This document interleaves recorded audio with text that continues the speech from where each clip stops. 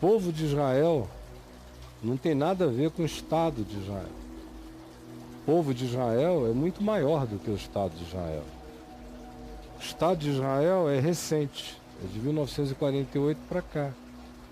O povo de Israel está, na opinião dele, o povo de Israel surgiu como povo, deixou de ser só uma tribo no cativeiro por 430 anos no Egito, ou a tribo de Abraão, Isaac e Jacó, o clã peregrinando. Na opinião dele, passou a ser o povo de Israel no deserto. E se você for olhar para a escritura do Velho Testamento, você vai concordar com ele. Só não faz disso uma asseveração tão definitiva. Porque aquele povo que ainda não era povo, e que é uma linguagem do Novo Testamento, do povo que não era povo e foi feito povo, se repete esse princípio no Velho Testamento. No entanto, antes de ser constituído como povo, queria obedecer à lei que Deus deu, no Monte Sinai, no deserto, que ainda iria andar mais 40 anos sem chão nenhum, rodando, sem saber para onde ir, até entrar na terra de Canaã. Aquele episódio no deserto constitui um povo para obedecer a Deus. É um povo separado para obediência e para ser diferente dos outros povos, sendo coerente com a lei da vida, com o que preserva a vida humana. Tinha os aplicativos dados a eles, sentenças de morte, isso, aquilo, aquilo outro, que faziam parte do acervo, do caldo cultural tribalista de 4.000 anos atrás. Mas não tinha uma terra. E para aquele povo virar povo, ele não precisou de uma terra em tempo nenhum. Por exemplo, o pai desse povo é Abraão, que peregrinou, nunca teve um chão. Que veio lá do Iraque, do Irã, da Mesopotâmia, andando, foi até o Egito, voltou, morou em Berseba, subiu, desceu naquela região do Neguev, para todo lado, sempre armando as suas tendas em lugares diferentes. Não tinha uma terra, mas já era o pai de um povo, sobre muitas nações, não só de um povo, sobre muitas nações eu te constituí. Por isso o nome dele, pai Abrão, é pai grande, pai Abraão, quando o nome dele foi mudado, é pai de muitos. Sim. Mas não tinha uma terra, só tinha um progenitor. Tanto os judeus quanto os que decorreram dele também, os árabes e os outros povos à volta. Não, os outros povos tinham chão, mas Abraão mesmo não, e o povo de Israel não. Aí 430 anos no Egito, sem terra. Recebem a lei sem terra. Entram lá na terra de Canaã, é briga para lá, briga para cá. Nunca houve um fechamento. Por um momento eles fecharam. Eles se tornaram um povo com uma terra e uma capital. Foi nos dias de Davi, e posteriormente com Salomão, e logo depois as tribos brigaram entre si, 10 ficaram para o norte, 2 para o sul, se inimizaram para sempre, e aquele Israel de 12 tribos praticamente foi se dissolvendo, acabou. Olha acabou. Nos dias de Jesus, as 12 tribos de Israel eram um conceito arquetípico. Já não era um conceito físico. Já não existia. Não, quem estava no lugar de boa parte das importâncias políticas das tribos de Israel, que não foram Judá e Benjamim para o sul, as 10 para o norte, tinha virado a Samaria. Os samaritanos, com que eles nem falavam mais, e consideravam os seres mais desprezíveis do mundo, eram irmãos deles, mas tinham se misturado com outros povos, eles desprezavam. A Galiléia era chamada de Galiléia dos gentios. Era uma coisa para a qual os judeus não davam a menor importância. a não ser em termos estratégicos, e que era ocupada por romanos nos dias de Jesus. O interesse judaico foi mudando com o passar do tempo, não lembra? Antes de Davi, quando o povo de Israel escolheu para si um rei, o rei Saul, eles não tinham rei. Os profetas recebiam a palavra e passavam para as tribos. Eles não eram uma nação, eles queriam ser uma nação, como os outros. Mas nunca foi uma palavra de Deus para eles serem aquilo. Deus foi fazendo concessões. Se você usar o que os profetas disseram como a palavra de Deus, são palavras de concessão. Deus diz a Samuel: não fica zangado não, Samuel. Não é a ti que eles estão desprezando quando pedem um rei, uma cidade, uma capital. Eles estão desprezando a mim. Porque eles não querem ser o povo que anda comigo. Hebreu significa aquele que caminha, Certo. que anda. Não é um lugar, não está preso num chão. É aquele cara que tem as raízes para cima, não para baixo. É o hebreu, o apuru. Então, não foi assim. Houve muitas permissões. Depois eles idolatraram quando eles se dividiram. E foi depois de Salomão, eles se dividiram. Roboão e Jeroboão dividiram a nação, os 10 reinos, 10 tribos para o norte, 2 aqui, capital Jerusalém, para as que ficaram no sul. E dali em diante vieram aquelas sucessões de reis do sul, capital em Jerusalém, reinos do norte, capital em Samaria, que deixou de existir. Aí eles cultuaram o templo de Salomão, cultuaram a Arca da Aliança, cultuaram as relíquias e cultuaram Jerusalém a tal ponto que Jerusalém foi destruída porque ela virou objeto de culto. É que o pessoal lê o Velho Testamento e não vê o que está na cara. Deus dizendo assim: vocês estão cultuando essa cidade, ela é uma cidade de assassinos. É uma cidade de morte, não tem nada santo aí. Esse é um templo de bandidos. Isso antes de Jesus. Por que eles foram para o cativeiro em Babilônia? Por esses cultos. Não era só porque tinha culto de Baal nos montes, era pelo culto ao templo, o culto a eles mesmos. Era um narcisismo insuportável e o supremacismo orgulhoso. Foram para o cativeiro para serem quebrantados, voltaram. E nunca mais tiveram autonomia sobre a cidade. Nunca mais. Desde que eles voltaram, construíram, reconstruíram com Esdras e Neemias uma cidadezinha pequenininha, oprimida, para lá e para cá, com autodeterminação muito pequena. Logo depois veio Alexandre o Grande e dominou tudo. Depois os generais os Seleustas e os Ptolomeus, revezando dominação. Depois vieram os romanos. Vem Jesus, o templo está construído, eles não tinham nenhuma autonomia, não eram um Estado, eles pagavam impostos para Roma para poderem ocupar o espaço, senão eles não ficariam lá. Tem que alugar. Roma tocaria assim no cacete para fora. Não interessava a Roma tirar nenhum povo do seu lugar, interessava era explorar o povo para trabalhar para eles. Claro.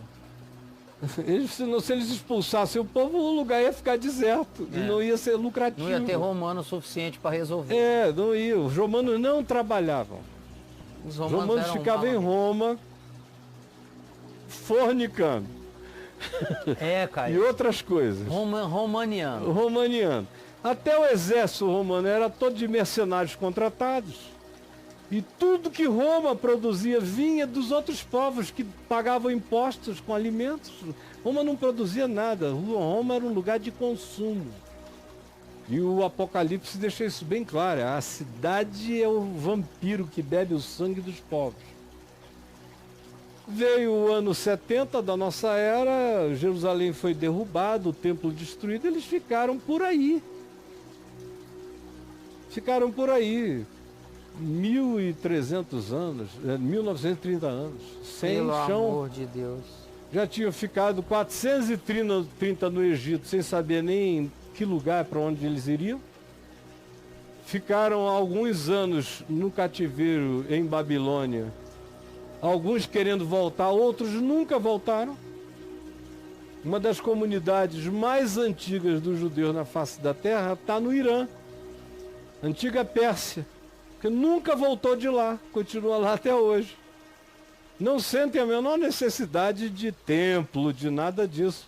Não estou nem para praticar a religião deles, porque para boa parte dos intelectuais, dos acadêmicos, não fanáticos de Israel, judeus, essa diferença que o professor colocou aí está correta.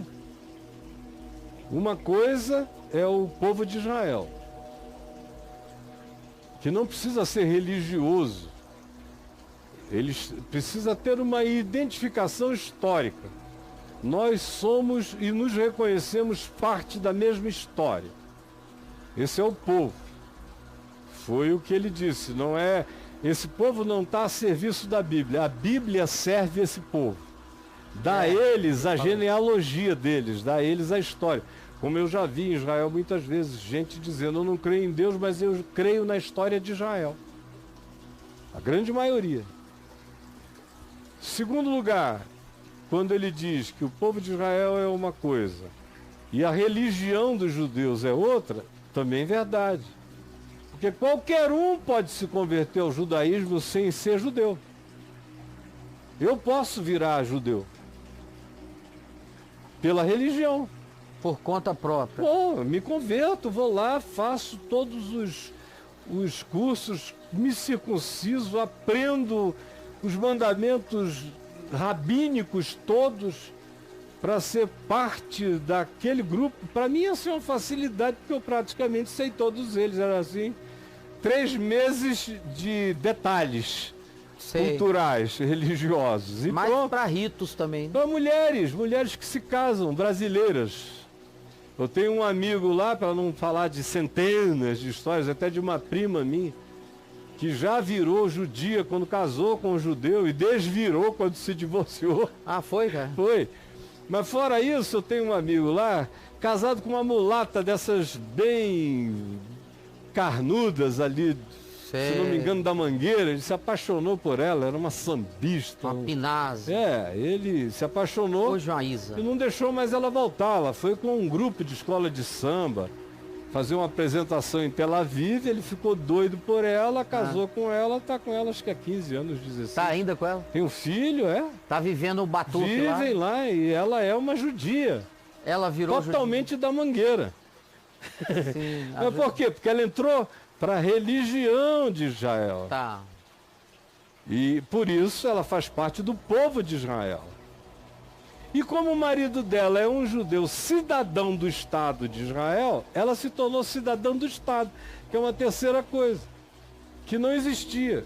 Passou a existir de 48 para cá, 1948. Foi em 1948, foi fundado o Estado de Israel. O que era antes? Não era nada? Nada, era uma cidade com uma história antiquíssima, história bíblica, onde ela entra de raspão em Melquisedeque, rei de Salém, rei de paz, mas não se fala muita coisa.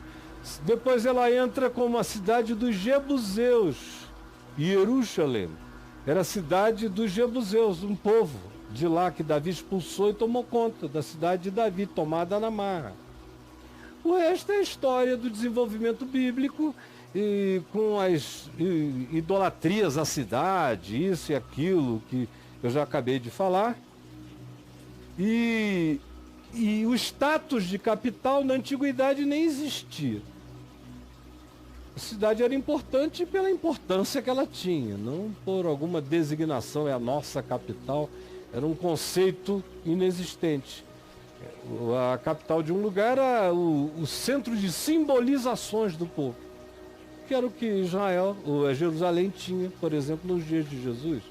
Mas um templo que foi construído por Herodes, que não teve nada, é tudo feito por terceiros para manter o presépio e o povo calmo, até que as rebeliões se conflagraram de tal modo que no ano 70 da nossa era acabou a brincadeira. E eles ficaram dispersos por 1930 anos, pelo mundo afora.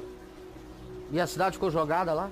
A cidade teve uma quantidade enorme de sucessores. Isso, aí. Aí os romanos continuaram, ela virou uma cidade totalmente pagã, mudaram o nome para Hélia Capitolina. Nossa, mas... Ali onde é o lugar das duas mesquitas hoje, Sei. antigamente era o templo, tinha um altar em adoração a deuses pagãos romanos. Foi um lugar de culto e de sacrifícios a deuses durante aquele período Mas que todo, confusão, e rapaz. crescendo. Aí depois começaram a vir outros tipos de invasão. O lugar caiu num vazio até os muçulmanos tomarem conta. Até Maomé. Aí pegaram e... Aí Maomé foi a Jerusalém, porque tinha que ir. Ele não foi fisicamente. Nas tradições islâmicas, se diz que ele foi a Jerusalém espiritualmente, Ah, tá.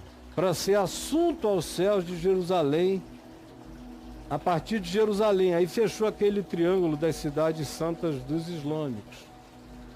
E Jerusalém foi chamada para dentro desse pacote. E aí lá vai ela, levada para dentro desse pacote. Aí ficam os islâmicos, dominam Jerusalém e vêm as cruzadas.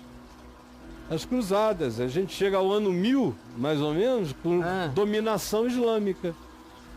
Aí o catolicismo estava se enfraquecendo de uma maneira brutal. Na Europa eles precisavam de uma cenourinha, de um pretexto. Olha lá, um balão. Sei. Para arregimentar. Pessoas se mobilizam em torno de causas que lhes dão significado, sentido fanático. São os católicos. Foram os europeus cristãos sim. que foram. Vai lá. Aí 200 anos tomando terra e tal, aquela briga, toma, perde, até que chega uma hora que os muçulmanos vencem de vez. Os cruzados. Porque os cruzados não queriam morar lá, eles queriam voltar para casa na Europa. Ninguém fica dono de uma terra onde não quer morar, botar raízes e viver nela para sempre. Então eles perderam a terra. Houve mudança de status, depois vieram os turco-otomanos, tomaram a cidade. Aquelas muralhas que a gente vê hoje lá, que tem 500 anos, 550 anos de existência, foram muralhas construídas pelos turcos otomanos. E aí perderam o status de domínio sobre aquele pedaço de terra, vieram os ingleses na Primeira Guerra Mundial. Nossa! Não tinha ninguém para acalmar a confusão, a guerra. Aquilo virou um campo de batalha de qualquer um. Aí os ingleses disseram, não, vamos botar ordem na casa. Aí renovou o espírito evangélico com os ingleses, anglicanos. Sim, cara. Aí descobriram aquele Calvário de Gordon, aquele onde tem o Jardim da Tumba, Sim. onde a gente sempre vai, Tem aquele... que eu chamo de Jesus Land. Sim. É, Que você faz por último lá. não é porque não é o lugar, não é só ilustrativamente legal. Para Lá a é gente lindo. ver como era um bom lugar para Lá estar. é bonitinho demais. Mas não é arqueologicamente o lugar. Foi uma descoberta dos ingleses, empolgou a Inglaterra. Deus guardou o lugar da morte e da ressurreição de Jesus para nós até o dia de hoje. Que legal. Para nós cristãos temos o status e o domínio. Tudo é bobagem, tudo mentira. sei. Mobiliza gente que vai de todo lado para lá para ficar beijando pedrinho. Por isso é que não faça viagem comigo. Se você fizer, você vai fazer uma viagem real, não para a Ilha da Fantasia. E o Estado de Israel é como um Estado qualquer. É um Estado laico, e como tem que ser, e que começou de 48 para cá, que tem seus interesses geopolíticos, como qualquer outro Estado. Claro. Mas os atos do Estado de Israel não são atos divinos. Como os atos da religião judaica não são atos divinos, tanto é que mataram a Jesus. Como os atos do povo de Israel não são atos especiais, por isso é que Paulo diz, a revelação veio para os judeus e veio também para os gregos. E o juízo vem primeiro para os judeus, depois para os gregos, porque quem fica sabendo antes é condenado na frente. Então, cara, tudo isso é uma bolha. Jesus diz em Lucas que os gentios, Israel iria ser, Jerusalém seria pisada pelos gentios até o tempo do fim. Então ele usa Jerusalém como uma referência da algazarra escatológica do mundo em torno da cidade. São os gentios querendo a cidade. É que é, né? Nós, gentios crentes, gentios evangélicos, gentios árabes, gentios judeus, que o cara é gentil quando ele, do ponto de vista da escritura do Antigo Testamento, quando ele não tinha conhecimento de Deus. Ele era um incircunciso de coração. Mesmo que ele tivesse a fimose feita. Então, Israel entra, Jerusalém entra na escatologia de Jesus em Lucas assim, até que o tempo dos gentios se complete, Jerusalém será pisada por eles.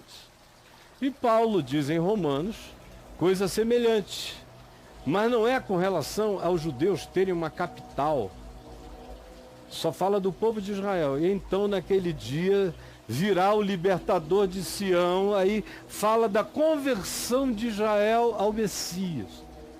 Mas não diz que tem que ser num lugar, numa capital, num lugar geopolítico, numa terra. Isso tudo já é a invenção de 1948 para cá.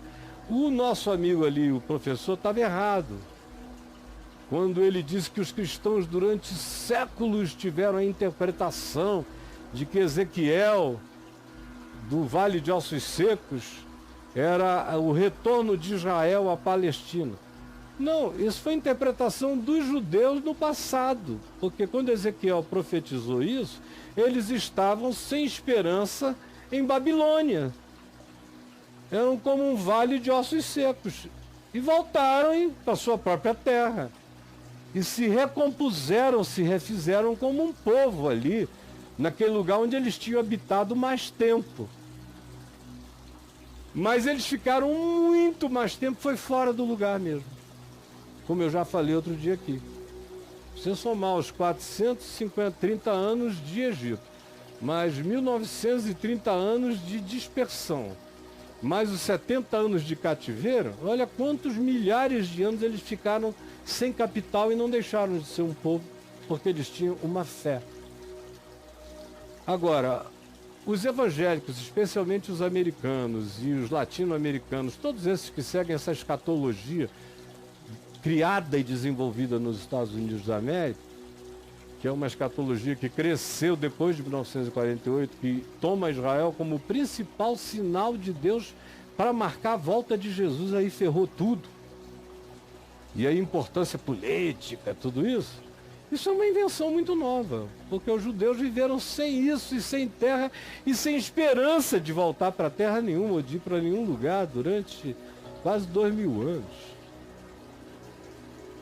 Mas não adianta, eu estou falando grego aqui, ninguém está me entendendo e a gente já perdeu quase o tempo. Mas todo. só mais uma pergunta completando o grego. Então, hoje, de 1948 para cá, 48 para cá, Jerusalém é uma cidade, tem prefeitura, né? Tem uma cidade como qualquer outra. Uma cidade como qualquer outra. Antes ela era uma terra perdida, não, que cada um chegava lá e símbolo. Era uma casa de Mãe Joana, assim? Sim, era, de certa forma e totalmente, uma casa da Mãe Joana. Uma casa da Mãe Joana. Moravam muçulmanos, cristãos, judeus, povos sem nenhuma crença no Deus do livro.